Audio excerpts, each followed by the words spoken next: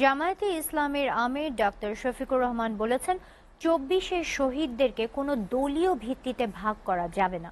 এই শহীদরা জাতির সম্পদ, সম্মানের চূড়ান্ত সীমায় তাদের স্থান দিতে হবে। সকালে গাজীপুর শহরের রাজবাড়ী ময়দানে বৈষম্য বিরোধী আন্দোলনে শাহাদাত বরণকারীদের পরিবারের সঙ্গে মতবিনিময় সভায় তিনি কথা বলেন।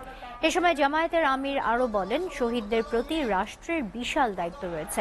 যারা লড়াই করে বুকের রক্ত দিয়ে সমাজ ও জনগণের মুক্তি এনে দিয়েছেন, তাদের পরিবারগুলোর প্রতি সরকারকে অবশ্যই নৈতিক দায়িত্ব পালন করতে হবে।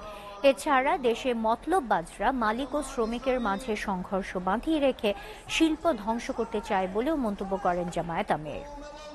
লড়াই করে যারা আহত হয়েছে, পঙ্গু হয়েছে, তাদেরকেও যেন সম্মানজনক চাকরি দেওয়া হয়।